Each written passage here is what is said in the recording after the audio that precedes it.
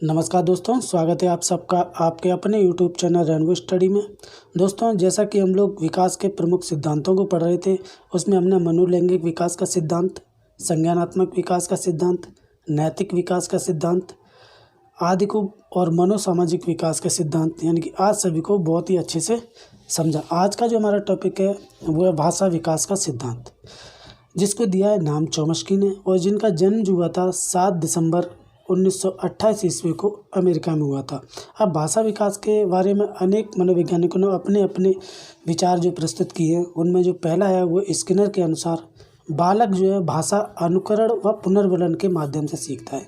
Skinner का मानना है कि बालक जो भाषा है वो अनुकरण करके और पुनर्वलन के माध्यम से सीखता है।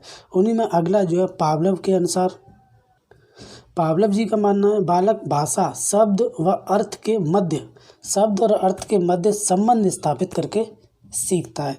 इस संबंध को पावलोव ने अनुबंधन नाम दिया है। क्या नाम दिया? अनुबंधन नाम दिया है।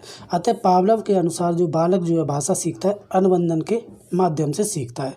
अगले जो मनोवैज्ञानिक है वो अल्बर्ट बंडूरा के अनुसार जो क्या है, बालक भाषा अनुकरण से सीखता है। बंडूरा ने भाषा विकास में पुनर्वलन को महत्व नहीं दिया है, जबकि स्किनर का मानना है कि बालक जो भाषा अनुकरण और पुनर्वलन के माध्यम से सीखता है, और बंडूरा जी का मानना है कि जो केवल अनुकरण के माध्यम से सीखता है। नाम चॉम्स्की के अनुसार, चॉम्स्की जी का मानना है कि बालक जो है भाषा ग्रहण करने की जो जन्मजात प्रवृत्ति होती है, जो प्रश्न हमारा जो बनेगा इससे वो इसी में से बनेगा। देखिए, भाषा सीखने की जो क्या होती है, जन्मजात प्रवृत्ति होती है बालक में। बालक जिस भाषा को सुनता है उसके व्याकरण को अपने आप सीख जाता है। यानी कि हम जिस भाषा को सुनते हैं वही सीखते हैं। जैसे इंडिया में जो बच्चा रहता है हिंदी भाषी क्षेत्र में, तो भी हिंदी बोलना स्वतः ही सीख जाता है, उसे सिखाने की ज़रूरत नहीं पड़ती है।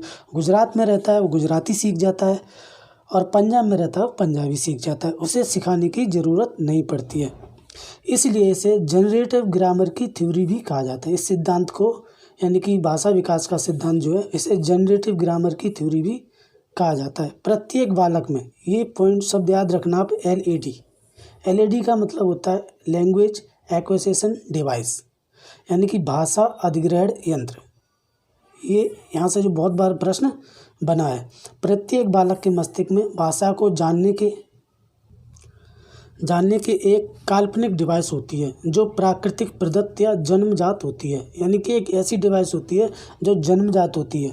ठीक है, अब देखिए अगला पॉइंट है इनमें, बालक में जन्म के साथ ही मस्तिष्क में शब्दों का एक सीमित सेट होता है। बालक के जन्म के समय जो मस्तिष्क में एक शब्दों का एक सीमित सेट होता है, जिसे क्या कहते हैं, लेक्सिकॉन।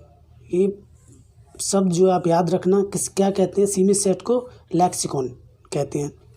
वर्ड, शब्द, वाक्य यानी कि जनरेटिव ग्रामर, यूनिवर्सल ग्रामर या सार्वभौमिक व्याकरण कहते हैं। यानी कि इस कड़ी को, इस चेन को जो है क्या कहते हैं, सार्वभौमिक व्याकरण कहते हैं। पहले वर्ड सीखेगा बच्चा, फिर शब्द, फिर वाक्य, इसे क्या कहते हैं, सार्वभौमिक व्याकरण कहते हैं।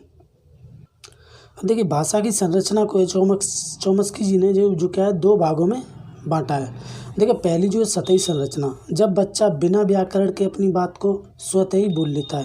यानी कि सतही संरचना में बालक क्या है, बिना व्याकरण के अपनी बात को स्वतः बोल लेता है। और गहरी संरचना जो होती है, जब वह अपनी एलईडी यानी कि लैंग्वेज एक्विजिशन डिवाइस का प्रयोग करते हुए बहुत अच्छे तरीके से अपनी भाषा में व्याकरण का प्रयोग करने लगता है, तो उसे कहते हैं गहरी संरचना। तो दोस्तों, जो क्वेश्चंस बनेगा इस टॉपिक से वो यहीं से बनेगा।